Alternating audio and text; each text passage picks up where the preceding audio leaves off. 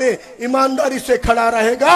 अविनाश भौसीकर के सिद्धि इस निशानी पर 26 तारीख को वोट देकर बाबा साहब अम्बेडकर के हाथ मजबूत कीजिए, इतनी अपील करता हूं, अपनी जगह लेता हूं। जय हिंद, जय भीम, जय मीम, अल्लाह हाफिज, इनकलाब जिंदाबाद। धन्यवाद सर। यानंतर सरदे बाळासाहेब आंबेडकर साहेब हे आपल्याला संबोधित करतील।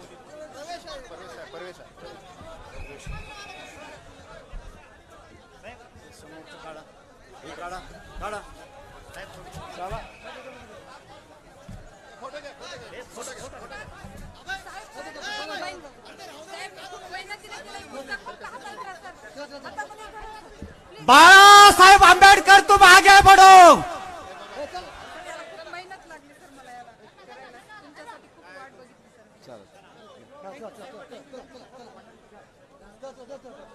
तिथे प्रत्येकाला नाटक करायची सवय झाली की काय?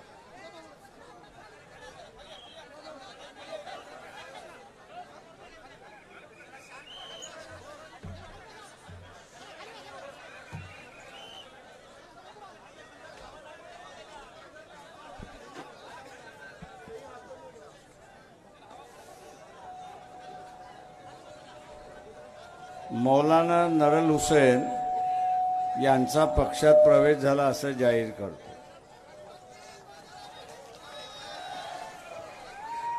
दुसऱ्या कांताबाई सूर्यवंशी आणि आठवले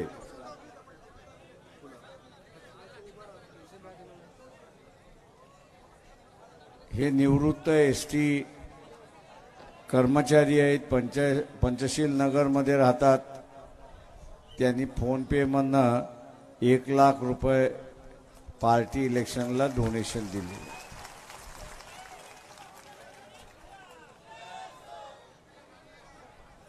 प्रशांत इंगोले यांनी अविनाश भोसेकर यांच्या इलेक्शन प्रचाराला 1 लाख रुपये दिलेत। विष्णू निवृत्ती वावळे यांनी असताना 50,000 पक्षाला डोनेशन दिलेत, अशी असणारी परिस्थिती आहे।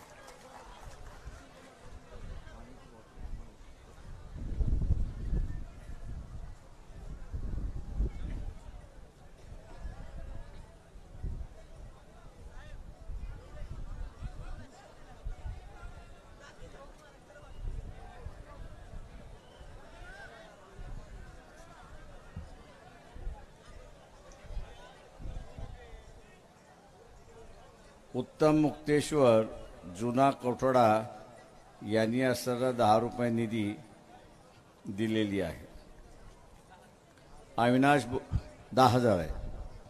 अविनाश भोसेकर यांच्या प्रचाराला आपल्या समोर या ठिकाणी उपस्थित आहे। कडाक्याचं ऊन आहे आणि ह्या कडाक्याच्या उन्हामध्ये आपण असरात सभा घेतोय, अशी परिस्थिती आहे। जे काही मतदान आहे ते दुपारी 2 वाजेपर्यंत 32% 35% असं मतदान झाले, अशी असणारी परिस्थिती आहे।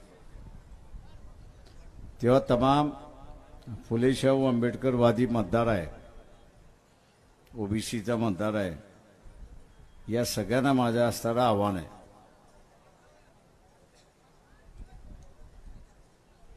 की 100% मतदान आपलं झालं पाहिजे, एवढं फक्त लक्षात घ्या।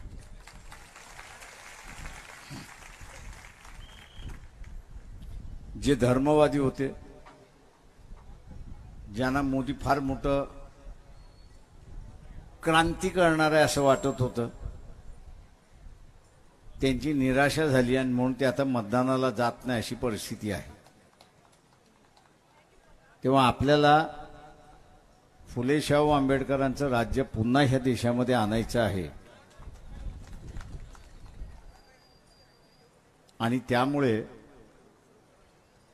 एकूण एक फुले शाहू आंबेडकरवादी जो आहे हा कुठलाही हलगर्जीपणा न करता मतदान करेल, ओबीसी मतदान करेल अशी अपेक्षा मी या ठिकाणी बाळगतो. मी असं ऐकलंय की मोदीची उद्या सभा आहे.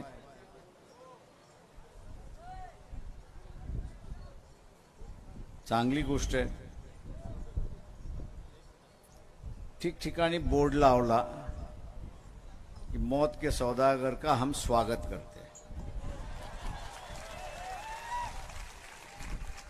आता मी स्वतः नाही म्हणत आहे, नाही तर तुम्ही म्हणाल की मीच म्हणतोय की हे मौत का सौदागर. मी नाही म्हणालोय. सोनिया गांधी यांनी 2012ला गुजरातमध्ये जे निवडणुका घेतल्या त्यावेळेस त्यांनी असताना हे मौत का सौदागर असं मोदीला संबोधलं होतं. आणि त्यावेळेस एवढं रान खवळलं की काँग्रेसवालेच घाबरले आणि पुन्हा बोलायचे बंद झाले. आणि म्हणून म्हटलं होतं मी की ठिकठिकाणी असारा बोर्ड लावा पुन्हा की मौत के सौदागर का हम स्वागत करते.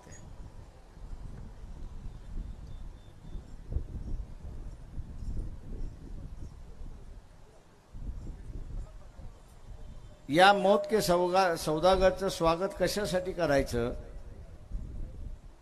ते एकाच गोष्टीसाठी करायचं, ते म्हणजे फूड अँड ड्रग डिपार्टमेंट, अन्न नागरिक पुरवठा जे खातं आहे त्यांनी फार्मास्युटिकल कंपन्या ज्या आहेत या फार्मास्युटिकल कंपन्यांचे काही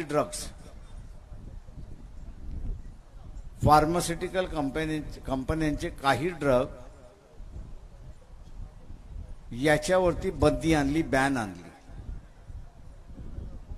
बंदी आणि बॅन का आणलं? तर माणसाने ती औषधं घेतली तर पटकन मरून जाईल अशी असणारी परिस्थिती आहे.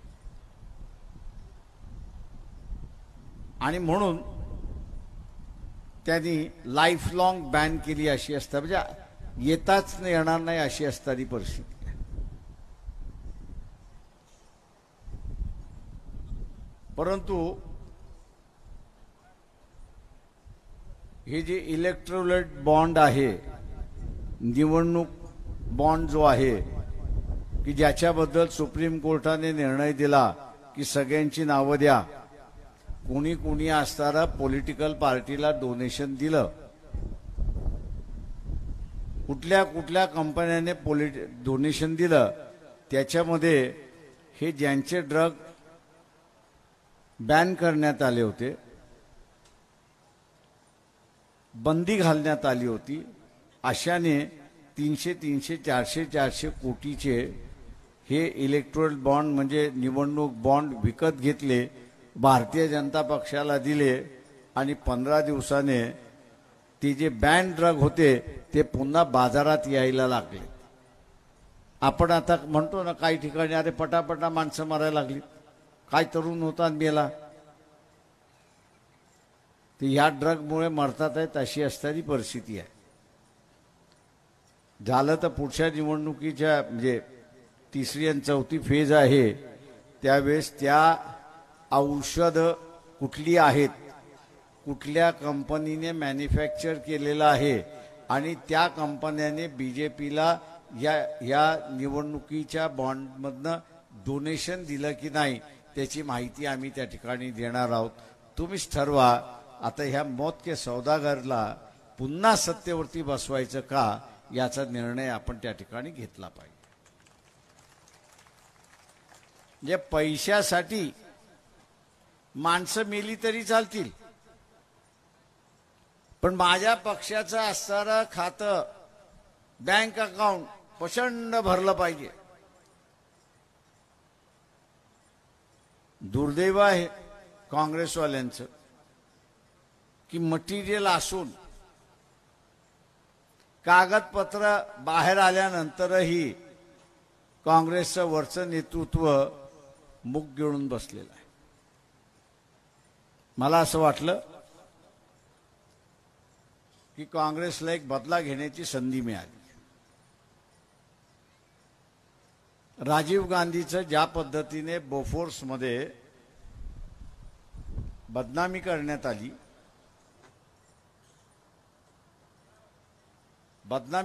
आली, की बोफोर्समध्ये पैसे खाल्ले, सिद्ध तर झाले नाही पण संशय निर्माण करण्यात आला. आता इथे तर पुरावे आले,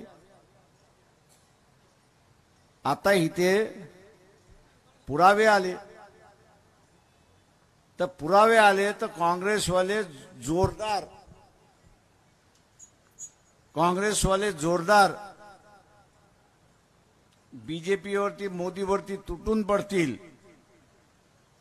आणि हा खऱ्या अर्थाने मौत का सौदागर आहे म्हणून त्याला स्टॅम्प मारून मोकळे होतील. पण आपण बघतोय काय, तर राहुल गांधी सारखा व्यक्ती, वाईट वाटतं बिचाऱ्याबद्दल,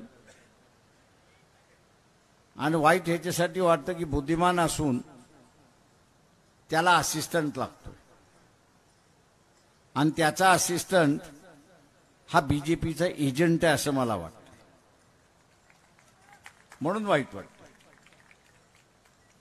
त्या मुंबईच्या सभेमध्ये ज्यांनी कोणी त्याचं स्क्रिप्ट लिहिलं आणि त्यांनी भाषण सुरुवात केलं कि मोदी के साथ हमारा झगड़ा है ही नहीं, अदृश्य शक्ति के साथ हमारा झगड़ा है. म्हटलं आम्ही याला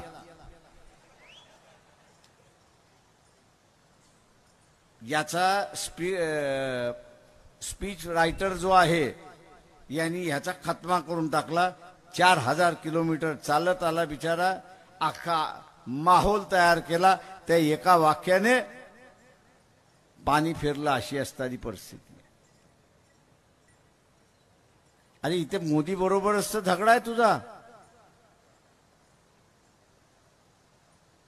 तुझ्या बापाला बदनाम करणारा मोदीच तर आहे. आज मोदी तुमच्या कचाड्यात मिळाला होता, तोडून फोडून मोडून त्याला मोकळं व्हायचं होतं, ते न करता अदृश्य शक्तीशी आम्हाला लढायचंय. अरे बाबा, आमच्या इथं असणारा या अदृश्य शक्ती पैदा करणारा स्मशानात कोण असतो? स्मशानात कोण असतो? मग त्याला एखादा मसनजोगी आणून द्या, तो अदृश्य शक्तीशी लढायला त्या ठिकाणी शिकवेल त्याला.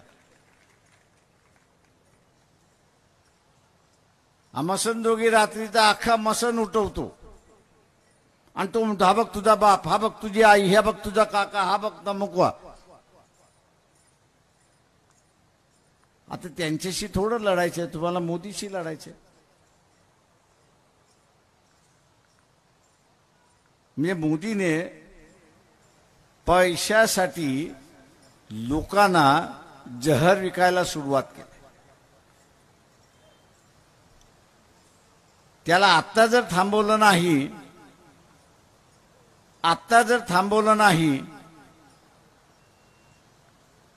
तर अजून कुठले बॅन केलेले, बंद केलेले ड्रग्ज बाहेर होतील ही काढता येणार नाही आणि माणसं जिवंत राहतील की नाही याची असणारी परिस्थिती आहे. तुम्हाला असा पंतप्रधान पाहिजे का?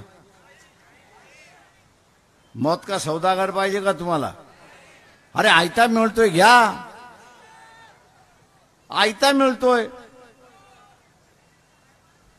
आणि म्हणून मित्रो, सुप्रीम कोर्टाचे आपण असणारा आभार मानले पाहिजेत की त्यांनी बँकेला तंबी दिली, स्टेट बँकेला तंबी दिली, कोणाकोणाकडून पैसे आलेत, किती आलेत आणि कुठल्या पक्षाला गेलेत ते असणारा सांगा.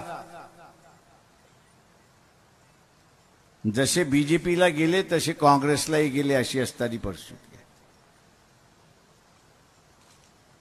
जसे बीजेपीला गेले तसे काँग्रेसलाही गेले आणि म्हणून काँग्रेसच टीका करत नाही अशी असणारी परिस्थिती आहे. देसॉल्ट नावाची असणारी फ्रेंच कंपनी आहे की ज्यांच्याकडून असणारा राफेल विमानं आपण विकत घेतली. त्या राफेल कंपनीचे 2 अधिकारी जेलमध्ये गेले. जेलमध्ये का गेले तर त्यांनी घूस दिली म्हणून ते जेलमध्ये गेले. त्यांना सजा झाली फ्रेंचच्या कोर्टामध्ये. आता घूस देणाऱ्याला सजा होते तर घूस घेणारा हा भारतीय असला पाहिजे. घूस घेणारा हा भारतीय असला पाहिजे. आणि मग भारतीय कोण असतात तर मोदींबरोबर जे गेले होते, व्यवहार करायला गेले होते त्यांच्यापैकी होतं. पुन्हा एक काँग्रेसला संधी आली होती. पुन्हा एक काँग्रेसला संधी आली होती की मोदींवरती घेरण्यासाठी की बा फ्रान्समध्ये ज्यांनी घूस दिली त्याला सजा झाली तर इथे ज्यांनी घेतली ते कोण आहे ते शोधा. तो घेणारा कोण आहे ते शोधा. पण पुन्हा काँग्रेस हा फुसका भार ठरला अशी असणारी परिस्थिती आहे. माझं आव्हान आहे आपल्या सगळ्यांना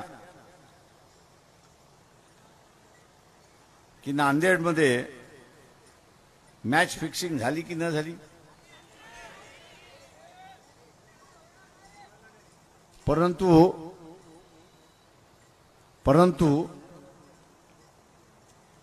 लोकांनीच इथं ठरवलं होतं की इथल्या राजकीय पक्षाने मॅच फिक्सिंग जरी केलं तरी मतदार आणि मोदी अशी लढाई आपल्याला या ठिकाणी दिसते. मतदारांनीच ठरवले की आता ह्यांना हाकलायचं. वंचित बहुजन आघाडी एक माध्यम झालेली आहे. वंचित बहुजन आघाडी हे माध्यम झालेली आहे. आणि म्हणून आपण सगळ्यांनी काही गोष्टी ह्या असणाऱ्या बारकाईने त्या ठिकाणी पाहिल्या पाहिजे की आज लोकच म्हणतात आहेत की हे सरकार फेल्युअर आहे. संघवाल्यांना सांगतो की तुमचं आणि आमचं खानदानी भांडण. तुम्ही जोपर्यंत बदलत नाही तोपर्यंत मैत्री होत नाही किंवा आम्ही जोपर्यंत बदलत नाही तोपर्यंत मैत्री होत नाही. पण भांडायला आम्हाला कोणतरी पाहिजे. तुम्ही जगला पाहिजेत. तेव्हा संघवाल्यांना मी असं विचारतो की मोहन भागवत यांनी मोदीला सांगितलं की नाही मला येऊन भेट म्हणून. संघवाल्यांनी प्रामाणिक सांगावं. गेल्या 2 वर्षामध्ये नरेंद्र मोदी हे भागवतांना भेटायला गेले का? मी तरी वर्तमानपत्रामध्ये ऐकलेलं नाही. कारण का मोदी मार्केटिंगमध्ये फार एक्सपर्ट आहे. त्या भेटीचं सुद्धा त्यांनी असतं मार्केटिंग केलं असतं. पण तो भेटायला गेला नाही. संघवाल्यांनो सावध राहा. मोदीला पंतप्रधान करण्यामध्ये संघाचा हात फार मोठा होता. आता मोदीच संघाचे पाय कापायला लागलाय अशी असणारी परिस्थिती आहे. मला काही जण म्हणतात प्रकाशराव होऊ द्या, संघाचे पाय कापल्या जातात, होऊ द्या, आपल्याला काय घेणं देणं आहे. एका अर्थाने आम्हाला काही घेणं देणं नाही. पण मोदीला घालवण्यासाठी संघवाल्यांना सांगतोय की तुम्ही आम्हाला मदत करा, आम्ही मोदीला घालून देतो. आणि तुमचा पाय कापणारा जो आहे तो बाजूला सरला की आपल्या दोघांची लढाई पुन्हा सुरुवात होते.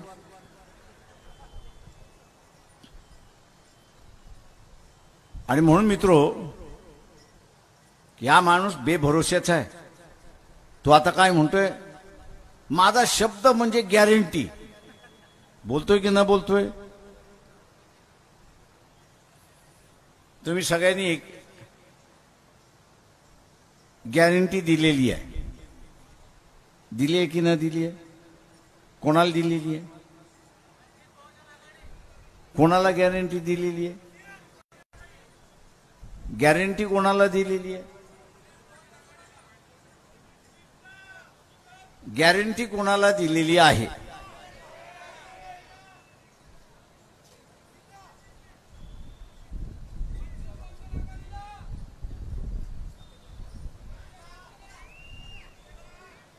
व्यक्तिगत गॅरंटी कोणाला दिलेली आहे? व्यक्तिगत गॅरंटी कोणाला दिलेली आहे तुम्ही? किती जणांचं लग्न झालं त्यांनी हात वरती करा.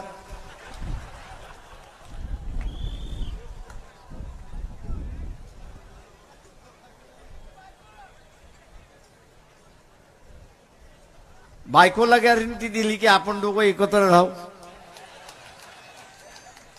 मोदीने सुद्धा ती गॅरंटी दिली नाही असं नाही, मोदीने सुद्धा गॅरंटी दिली.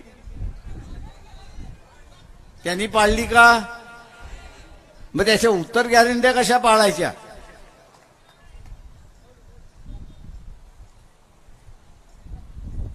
तेव्हा मोदी हा ज्या दिवशी गॅरंटी म्हणतो त्या दिवशी मी आता म्हणतो की आता फसवायला निघालेला आहे.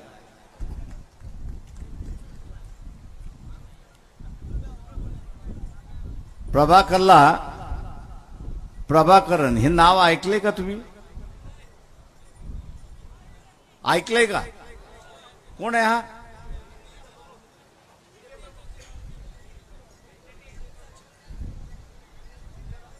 कोण आहे?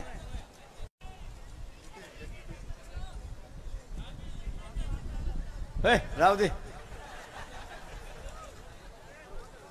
अरे तू गेला मेला.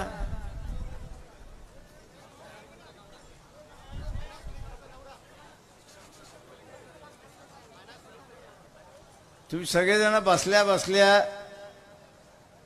गुगल काढा.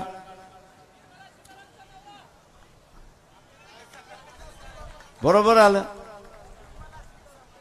जे अर्थमंत्री आहेत निर्मला सीतारामन यांच्या पतीचं नाव आहे प्रभाकर. त्यांची एक 5 दिवसापूर्वी मुलाखत आहे. मी मुसलमानांना आग्रह करणार आहे की त्यांनी ती मुलाखत बघावी.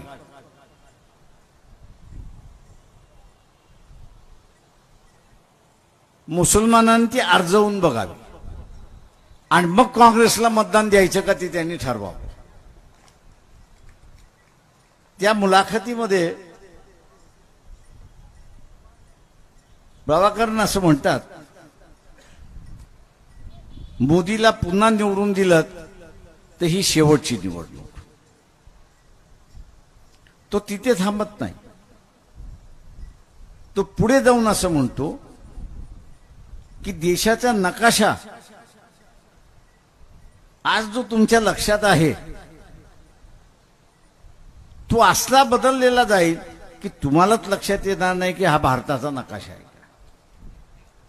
तिसरं तो असं म्हणतोय की जे गोध्रामध्ये झालं आणि मणिपूरमध्ये झालं ते भारताच्या कानाकोपऱ्यामध्ये सुद्धा होऊ शकतं. शेवटी त्यांनी असं म्हटलं की आरागत आरागत आरागत असं मागणार. आपल्याच मंत्रिमंडळातला एका मंत्र्यांच्या कुटुंबातला माणूस या गोष्टी बोलल्यानंतर मोदी घाबरला, प्रचंड घाबरला.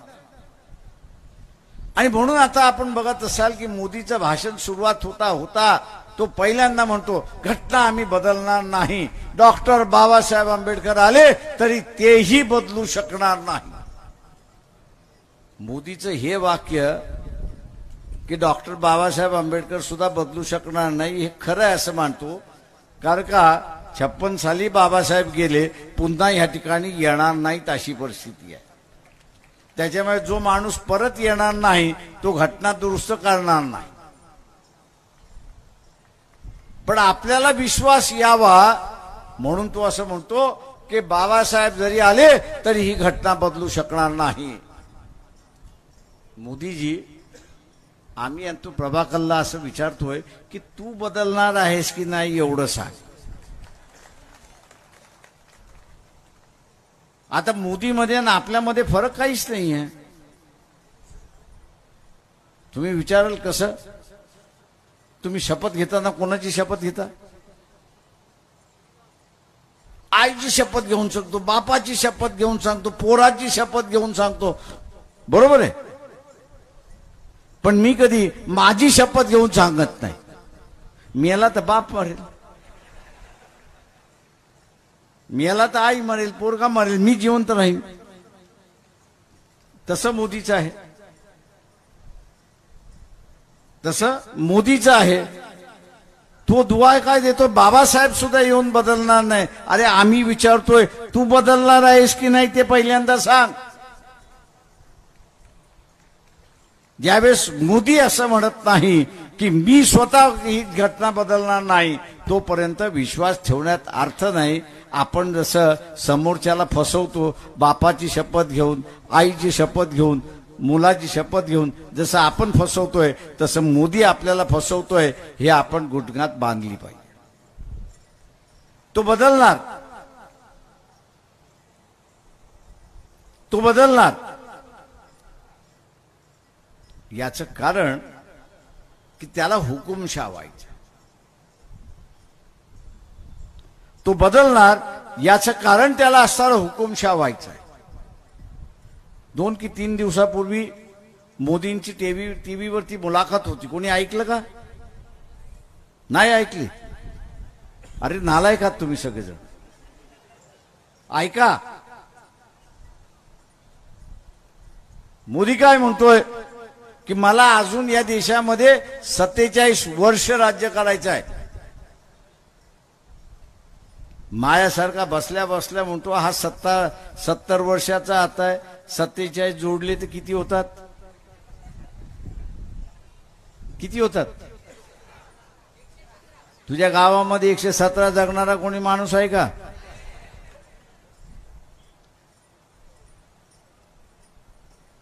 म्हणजे एक तर हा स्वप्नात जगत असेल, किंवा एक मंत्री होता, हारला लोकसभा, रात्री 2 वाजता उठून माझ्याकडे आला आणि म्हणाला, प्रकाशराव काही करा, आपल्याला मंत्रिपदात शपथ घ्यायला पाहिजे. आणि म्हटलं आपण दोघंही हारलोय, तो शपथ होणार कशी? तुम्ही काही करा, मला शपथ घ्यायलाच पाहिजे. म्हटलं असं कर, तू उभा राहा, मी तुला शपथ देतो.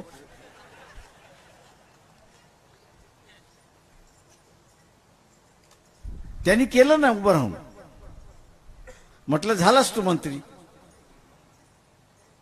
आम्ही ते मस्करीत केलं. माझ्या नंतर लक्षात आलं की हा खरं डोक्यामध्ये मंत्री झाला असेल, ते ह्याला वेळ लागले.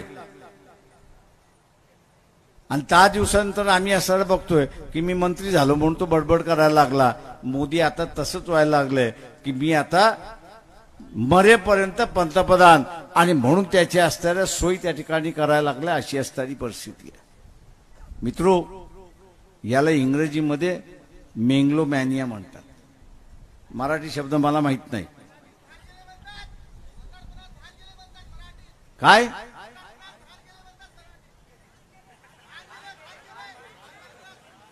भांग गेला?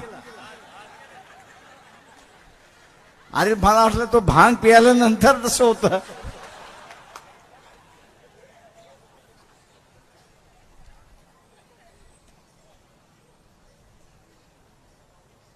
त्याच्यामुळे हा भांग पियालेला पंतप्रधान आपल्याला नको आहे. मित्रो, जो माणूस आपल्या संघटनेशी इमानदार राहत नाही, आपल्या कुटुंबाशी इमानदार राहत नाही, याच्यापासून आपण असं सावध राहिलं पाहिजे. मोदी मार्केटिंग करण्यामध्ये फार एक्सपर्ट आहे. त्याची आई नाही आहेत आता. वर्षातून एकदा तो आपल्या आईला भेटायला जातो.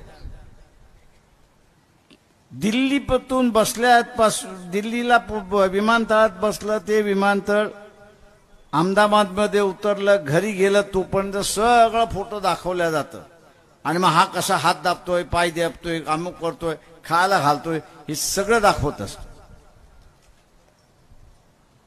माझ्यासारखा म्हणतो काय साला नवटंकी करतोय. कारण का दिल्लीमध्ये त्याचं घर किती मोठं आहे तुम्हाला माहिती आहे का? किती खोल्यांचं आहे माहित नाही. 56 खोल्या आहेत त्याच्यामध्ये आणि एक खोली 20 बाय 40ची आहे, एवढी मोठी आहे. 20 बाय 40ची खोली आहे. ज्या माणसाला आपल्या आईसाठी त्या 56 खोल्यामधली एक खोली देता येत नाही, एक खोली देता येत नाही, त्या माणसाला तुम्ही काय म्हणणार? नौटंकी करणारच म्हणणार ना. वर्षातून एकदा त्या आईला जाऊन भेटतो, 364 दिवस ती स्वतःच जगते. तुम्ही सदा मोदी सारखं वागता का? स्वतःच्या आई वडिलांना बाहेर ठेवताय म्हणून.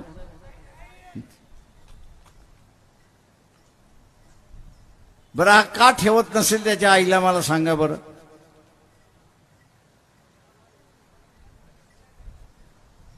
गेस गेस इंग्रजी मधला. तुमची विचारशक्ती किती जाते ते बघूया.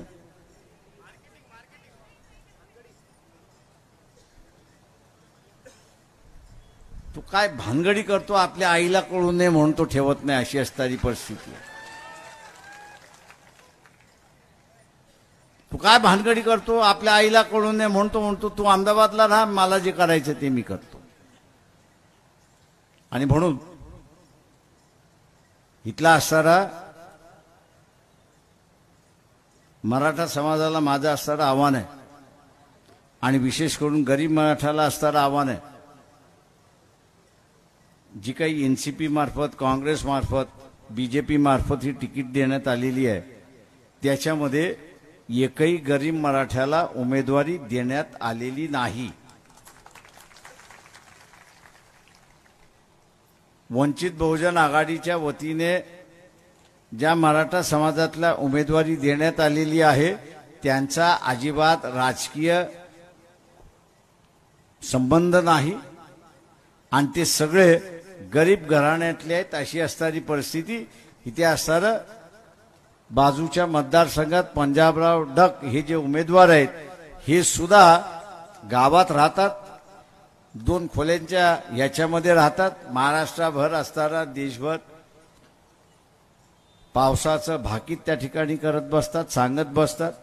लोक पैसे देतात पण तो माणूस घ्यायला तयार नाही, अशी असणारी परिस्थिती आहे. आणि म्हणून इथला जो गरीब मराठा आहे, जे जरांगे पाटलांच्या पाठीमागे उभे राहिलेत, त्या सगळ्यांना आव्हान आहे. जातीची सत्ता, जातीची सत्ता, जातीची सत्ता करत बसतील.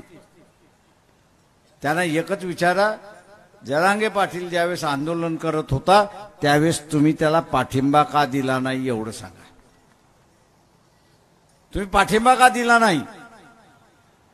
किंवा आता असताना या वाटाघाटीमध्ये मी असताना म्हणालो की जरांगे पाटील हा असताना राजकीय फॅक्टर झालाय, त्याला आपण असताना मान्यता दिली, त्यावेळेस सगळेजण नाक, आट, तोंड जे काय मुरडायचं असेल ते सगळे मुरडायला लागले की प्रकाशरावांनी हे काय ब्याद आणली आमच्यासमोर.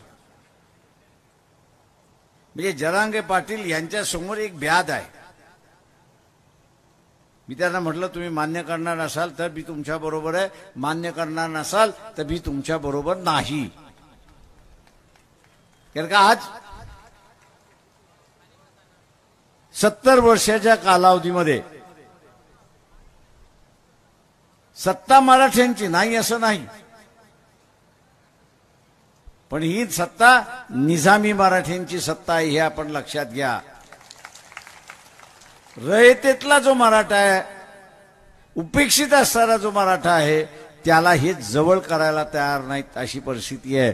आणि म्हणून ज्या ज्या मराठा समाजाच्या लोकांनी जरांगे पाटलाच्या आंदोलनामध्ये सहभागी घेतलं त्यांना असणारं आव्हान मी असणारं करत आहे की आपण अविनाश भोसेकरच्या शिट्टीच्या मागे ठामपणे उभे राहा, हे आव्हान मी आपल्या सगळ्यांना ह्या ठिकाणी करतो.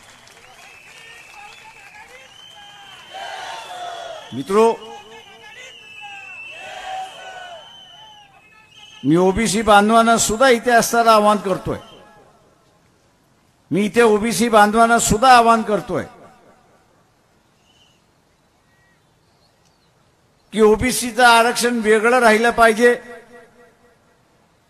हे आपण असणारं आता मान्य करून घेतलेलं आहे.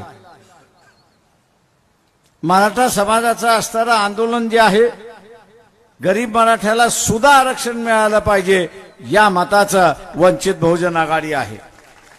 आणि उद्याही अंमल करून घ्यायचा असेल तर मी या दोन्ही वर्गाला आवाहन करतोय की आपण अविनाश भोसेकर ज्यांची निशाणी शिट्टी आहे, त्या शिट्टी समोरचं बटन दाबून आपण त्यांना प्रचंड मताने विजयी करा, ही अपेक्षा बाळगतो आणि आपली रजा घेतो. जय भीम, जय भारत. श्रद्धेय एडवोकेट बाळासाहेब आंबेडकर, तुम आगे बढ़ो. श्रद्धेय एडवोकेट बाळासाहेब आंबेडकर, तुम आगे बढ़ो. एडवोकेट अविनाश जी भोसीकर, तुम आगे बढ़ो. गर्दी करू नका, गर्दी एडवोकेट कोणी करू अविनाश नका. जी रस्ता भोसीकर, सगळा क्लिअर तुम आगे करा. बढ़ो. रस्त्यामध्ये गर्दी कोणी करू नका.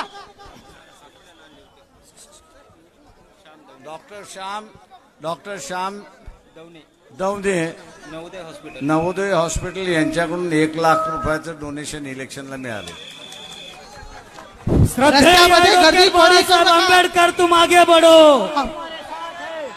बाबा साहब के आंदोलन की जंग यहाँ पर जारी है और बाबा साहब का पोता सबके लिए यहाँ पर भारी है. श्रद्धेय एडवोकेट बाळासाहेब आंबेडकर, तुम आगे बढ़ो. आज विनंती आहे, पोलीस बांधवाला विनंती आहे, श्रद्धेय रस्ता एडवोकेट clear करा. बाळासाहेब आंबेडकर, तुम आगे बढ़ो. श्रद्धेय एडवोकेट बाळासाहेब आंबेडकर, तुम आगे बढ़ो. श्रद्धेय बाळासाहेब आंबेडकर, तुम आगे बढ़ो. अविनाश जी भोसीकर, तुम आगे बढ़ो. वंचित अविनाश जी बहुजन भोसीकर, आघाडीचा, तुम आगे बढ़ो. वंचित बहुजन आघाडीचा, वंचित बहुजन आघाडीचा श्रद्धेय एडवोकेट बाळासाहेब आंबेडकर, तुम आगे बढ़ो. हम तुम्हारे साथ हैं, श्रद्धेय एडवोकेट बाळासाहेब आंबेडकर, तुम आगे बढ़ो. हम तुम्हारे साथ हैं. एडवोकेट अविनाश जी भोसीकर, तुम आगे बढ़ो. एडवोकेट अविनाश जी भोसीकर, तुम आगे बढ़ो. हम तुम्हारे साथ हैं. श्रद्धेय बाळासाहेब आंबेडकर यांनी सांगितलेला संदेश संपूर्ण गावाच्या, जिल्ह्याच्या कानाकोपऱ्यामध्ये आपल्याला पोहोचायचा आहे. आणि बाळासाहेबांनी दिलेला उच्च शिक्षित उमेदवार ॲडव्होकेट अविनाशजी भोसीकर यांच्या शिट्टी या निशाणी समोर प्रचंड बहुमताने बटन दाबून त्यांना विजयी करायचं आहे. त्यांना बाळासाहेबांच्या सोबत संसदेमध्ये पाठवायचं आहे. हा ठाम निर्धार घेऊन आपल्याला आता इथून जायचं आहे. आपण मोठ्या संख्येने उपस्थित झालेले आहात.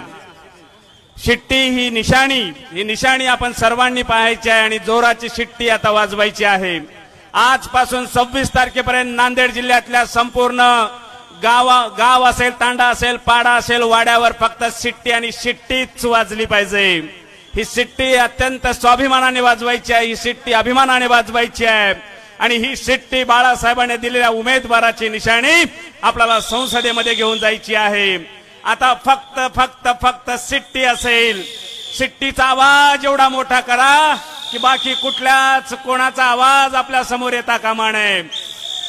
तुम्ही जर शिट्टीचा आवाज मोठा केला तर संविधानाचा आवाज मोठा होणार आहे. संविधानाचा वारसा चालवणाऱ्या वारसदारांचा आवाज मोठा होणार आहे. हम नन्हे मुन्ने बच्चे है बाबा तेरी संतान, हम नन्हे मुन्ने बच्चे है बाबा तेरी संतान, देश के खातिर जान गवा दे कर दे सब कुर्बान.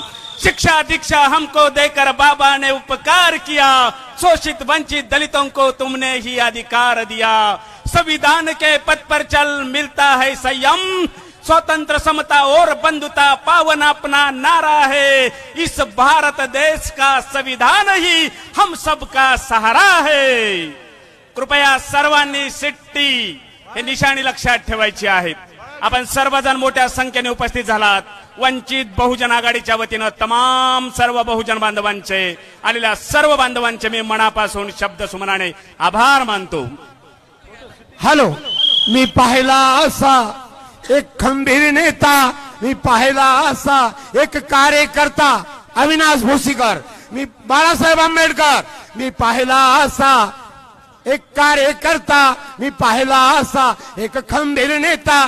त्याच्या कार्याला जोडच नाही, त्याच्या कार्याला जोडच नाही. त्याचं नाव प्रकाश आंबेडकर आहे, त्याचं नाव प्रकाश आंबेडकर आहे, त्याचं नाव प्रकाश आंबेडकर आहे. मी पाहिला असा, मी पाहिला असा